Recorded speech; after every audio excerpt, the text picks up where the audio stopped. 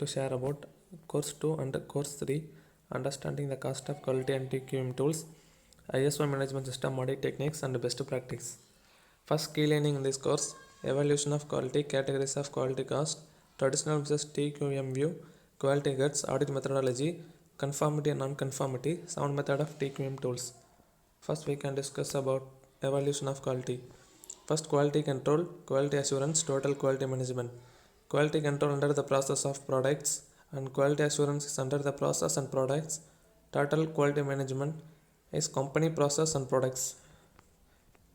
Categories of quality cost. There are four types of, namely prevention cost, appraisal cost, internal failure and external failure cost. First, prevention cost. To establishing products specification, quality planning, proper employee training. Appraisal cost. Incoming material inspection, process control, quality audits, check fixtures. And the internal and external failure cost. Internal failure cost: excessive scrap, product rework, machine breakdown due to improper maintenance. And external failure cost: service and repair cost, warranty claims, customer complaints, product or material returns.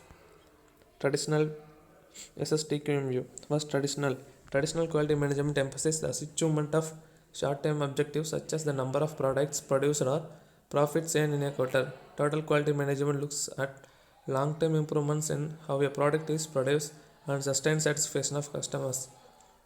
If defects are found through traditional quality management, managers identify who is responsible and hold them accountable. TQM view of quality. Total quality management describes a management approach to long-term success through customer satisfaction. In a TQM effort, all the members of an organization participate in improving process, product, service, and the culture in which they work. First, customer focus, total employee involvement, process centered, integrated systems, continual improvement. Quality guides. Dr. W. Edward Deming, Dr. Joseph Juran, Dr. H. James Harrington, Dr. Walter, Flip Cross by Aramat V. Frederick Taylor, Dr. Jenichi Takeuchi. Audit methodology. Internal auditors are company employees while external auditors work for an outside audit firm. Internal auditors are hired by the company while external auditors are appointed by a shareholder vote. Internal auditors do not have two CPS while CPA must direct the activities of the external auditors. Internal auditors are responsible to management while external auditors are responsible to the shareholders. Internal audit and external audit. Internal auditors can issue their findings in any type of report format, while external auditors must be use specific formats for their audit opinions and management letters.